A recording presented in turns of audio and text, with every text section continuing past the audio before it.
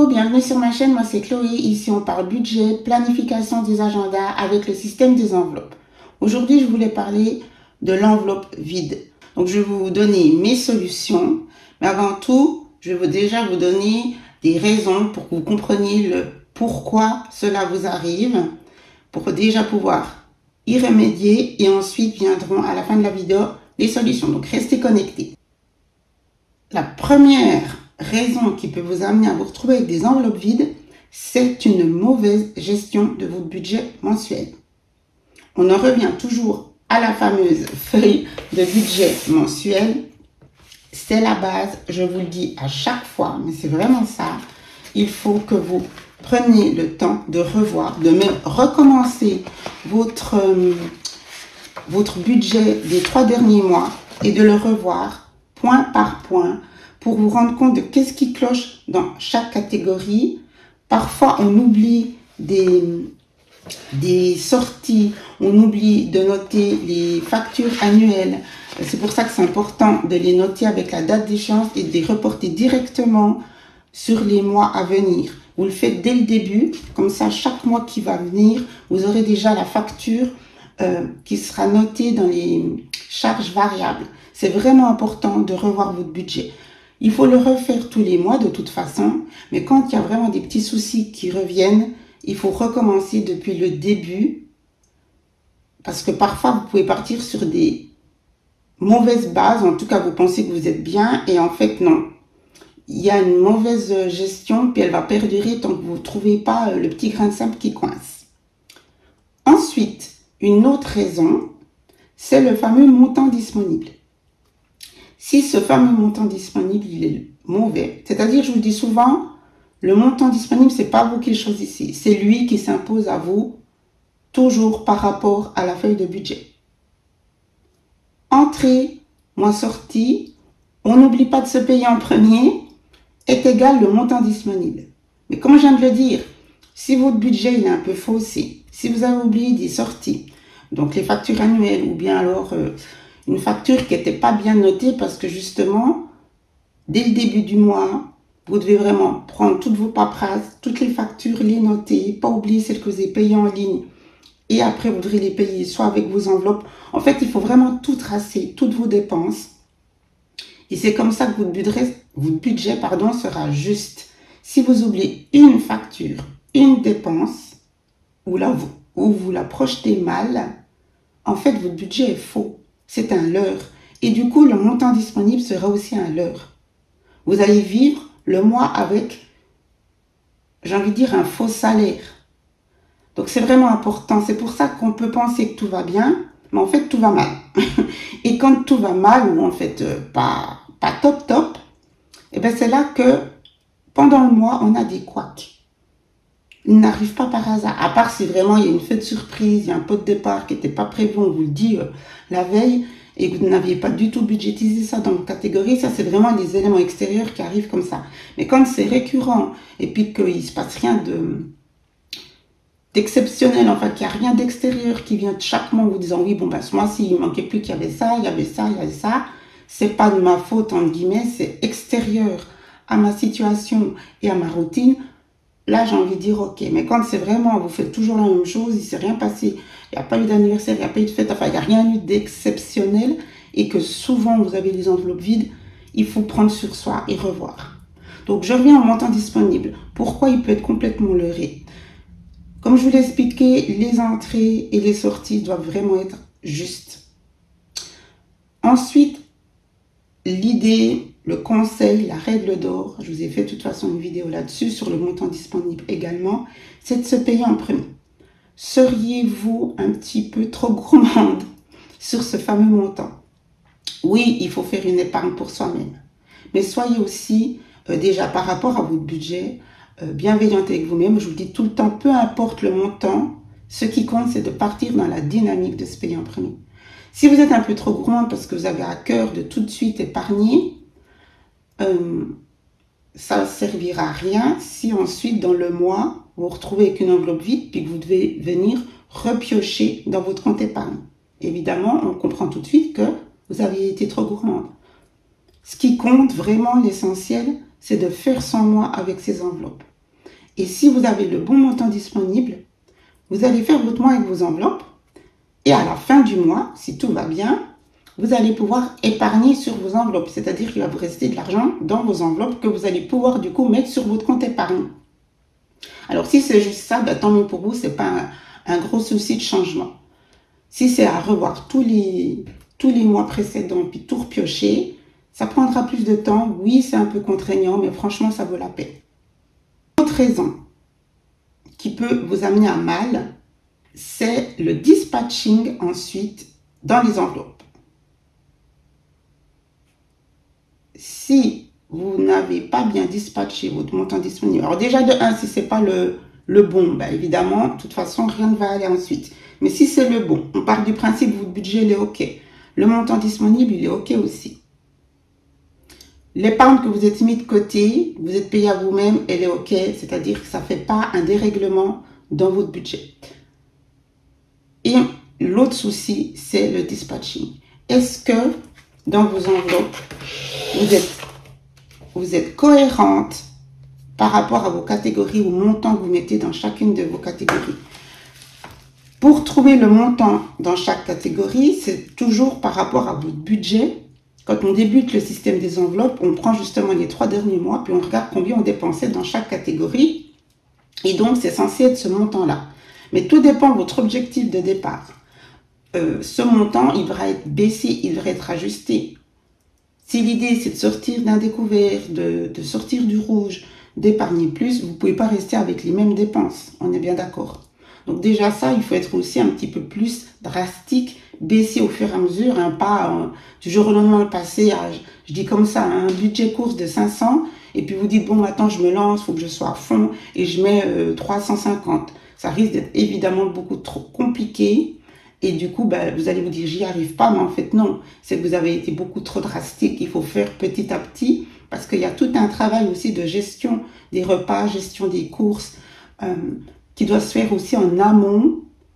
C'est pas que l'argent, c'est pas que le montant, le chiffre, ça doit aussi après être des nouvelles habitudes, des nouvelles routines pour vous, une nouvelle conscience de la façon comme vous dépensez votre argent. C'est pour ça que ça prend du temps, donc pas de stress. Si vous êtes dans cette situation, il faut rester motivé, bienveillant avec vous-même. Il faut vraiment du temps pour que toute la machine se mette en place. Donc voilà, vous avez bien compris les raisons qui peuvent vous amener. Et dites-moi dans les commentaires quels sont les vôtres, parce que ça c'est un petit peu mon analyse, mais peut-être que vous dans votre situation, puisqu'on a chacune la nôtre, il y a encore d'autres choses qui ont amené à ce que vous vous retrouvez dans cette situation d'enveloppe vide. Je pensais que ces 4 points étaient quand même importants parce que, à mon sens, de toute façon, tout part de la fameuse feuille budget, de votre budget mensuel. Donc déjà, premier temps de tout reprendre. Maintenant, on arrive aux solutions. Oui, parce qu'il y a des solutions. Il n'y en a pas beaucoup. Et en fait, il n'y en a qu'une, je vous en donne 2. La première, c'est celle qu'il faut faire quand, ben voilà, vous m'écoutez là, puis c'est en ce moment même, là, vous avez cliqué sur cette vidéo parce que justement, c'est en ce moment même que, bon, on est quoi là? Je sais pas quand c'est que je vais la poster, mais on est le 24-25, et que justement, vous avez une enveloppe vide. On fait quoi? On fait comment? Eh ben, on fait comme moi j'ai dû faire au mois de mai, hein, parce qu'évidemment, enfin, évidemment non, mais ça m'est arrivé, d'où la vidéo et d'où justement ce raisonnement, cette réflexion que j'ai dû me mettre en place pour me dire, mais qu'est-ce qui s'est passé? Le mois d'avril, c'était impec. Et là, mois de mai, c'est le couac partout. Je vous en ai parlé dans mon bilan de mois de mai. Et moi, la raison, le pourquoi il y a eu un gros couac, ça a été le dispatching au niveau des coupures. Donc, c'est encore une autre raison. C'est pas les montants. Les montants étaient juste dans mes enveloppes. Mais j'avais pas fait assez de petites coupures. D'où, dans mon kit budget, j'ai fait une feuille exprès pour cela, du dispatching de l'argent et aussi des billets pour vous aider aussi quand vous allez au guichet de savoir combien vous voulez mettre dans chaque enveloppe. Et vous savez, ça aussi c'est une réflexion que vous devez vous dire.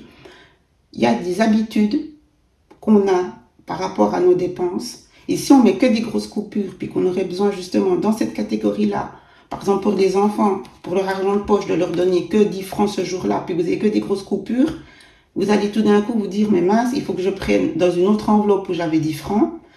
Et c'est comme ça que ça commence d'être le micmac. En tout cas, moi, c'est ça qui m'est arrivé. Et après, j'étais aussi mal dans l'enveloppe nourriture et j'ai dû prendre ailleurs. J'ai pris dans shopping, du coup, l'exemple que je vous donnais avant, qui est une enveloppe plaisir. Donc la première solution, c'est ça. Vous êtes quoi qu'on est le 25? Eh ben, vous prenez dans une enveloppe, en espérant qu'elle soit pas vide, évidemment, hein, dans une enveloppe plaisir.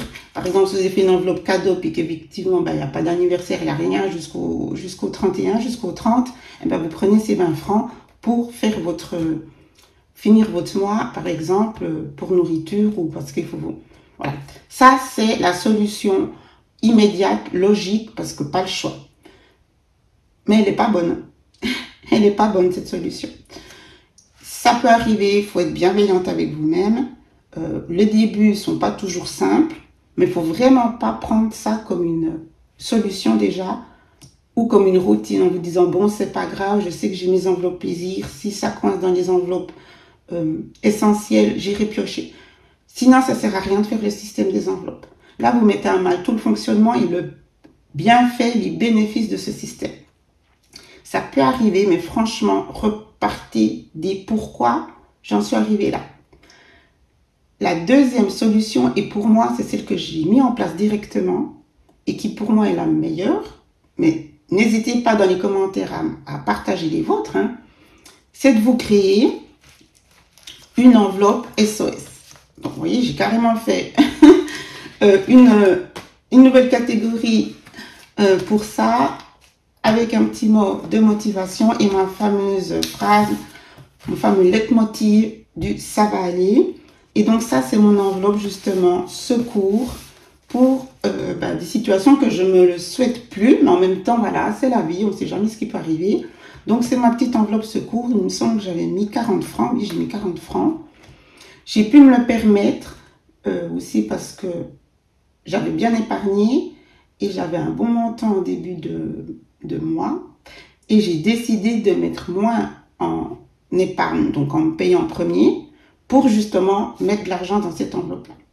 L'idée aussi que je peux vous donner, si vous êtes déjà juste, mettez un petit montant, je vous dis toujours la même chose, l'important c'est de mettre quelque chose. Et au fur et à mesure du temps, si vous arrivez par exemple à épargner dans vos enveloppes, plutôt d'aller tout de suite mettre sur votre compte épargne, mettez 10 francs dans celle-ci, comme ça elle va aussi s'agrandir. Puis peut-être vous allez vous dire, j'aimerais bien avoir 100 francs, donc il me faudra du temps sur toute l'année pour l'agrandir, mais après, encore une fois, il faut penser que vous n'aurez peut-être jamais besoin de l'utiliser. Comme ça, après, vous êtes bonne peut-être pour les années à venir, parce que quand vous serez au top de votre fonctionnement, ben en fait, il n'y aura plus d'enveloppe vide, plus de soucis, puis ça sera toujours cette petite épargne qui sera là. Celles qui font les défis, ça peut être aussi une idée de vous dire, bon, ben je vais prendre dans un de mes défis ce mois-ci pour m'aider. Moi, j'ai commencé les défis qu'au mois de juin, donc j'ai pas grand-chose. Ça, pour moi, c'est la meilleure solution. Pourquoi? C'est important, parce que c'est pas toujours simple de se créer de l'épargne. C'est déjà pas simple de se payer en premier. C'est pas simple de créer un compte épargne. C'est pas simple de mettre en place un fonds de secours. Et c'est pas simple de mettre en place un fonds d'amortissement. Je vous ai expliqué, le fonds d'amortissement, c'est seulement quand on a un but, un objectif, qu'on le met en place. En attendant, c'est pas simple. Donc déjà, bravo à toutes celles qui arrivent à mettre quelque chose, peu importe le montant, et d'être régulière, parce que c'est aussi ça l'important, d'être dans cette dynamique constante de paiement mensuel sur vos comptes en ligne bancaires pour ne pas aller piocher dedans. Je vous l'ai dit dans les différentes vidéos sur ces épargnes, il faut vraiment vous mettre des obstacles pour éviter d'aller piocher dedans. C'est pour ça qu'à mon sens, il ne faut pas garder des enveloppes d'épargne à la maison en cash parce qu'on aurait tendance justement, s'il y a des couacs, d'aller prendre dedans. Et là aussi, on fausse la réalité plutôt d'aller remettre le nez dans son budget et de voir ce qui coince. Bref. N'allez pas prendre dans vos comptes épargne. C'est dommage. Parce qu'on fait des allers-retours et du coup, ils vont pas grossir. Et c'est encore une fois détourner le problème. C'est-à-dire que cette enveloppe-là, elle a du sens. Vous n'allez pas justement mettre à mal tout votre système financier, votre nouveau système des enveloppes. Puis en même temps, c'est cohérent quand même parce qu'on peut tous avoir des petits soucis dans le mois. Donc, il n'y a pas du tout à vous affligés. Par contre, il faut pas non plus vous dire psychologiquement, j'ai fait cette enveloppe, donc je me laisse aller, je me fais plus de plaisir. De toute façon, il y aura cette enveloppe. Ça, on est toutes différentes, mais bon, je pense que si vous êtes là, si vous écoutez les conseils, c'est que vous êtes vraiment à fond, puis que l'idée, vous l'avez compris, c'est SOS, vous pouvez l'appeler SOS, hein. C'est dernier recours. Voilà. Pour moi, ça, c'est la meilleure solution. J'espère que ces conseils vous ont aidé, que ça vous a aussi enlevé peut-être une petite culpabilité où voilà, vous étiez à main en disant bah, super, je viens de commencer et j'ai déjà des emplois vides, cool, on respire, on avance gentiment, et même si ça fait un moment que vous êtes dans le système, ça peut arriver à tout le monde, mais je voulais vraiment vous donner des exemples concrets et surtout pour moi le plus important au-delà de la solution, c'est ce que je vous ai parlé dans les points au début, les pourquoi. Une fois qu'on a réglé les pourquoi, on n'aurait même plus besoin de la solution. N'hésitez pas à vous abonner. Merci de commenter, de partager. Je vous souhaite la bienvenue aux nouvelles. Merci de m'accompagner dans cette aventure. J'ai toujours plaisir à vous conseiller, à vivre ça avec vous. Je vous dis à tout bientôt. Je vous embrasse. Ciao, ciao.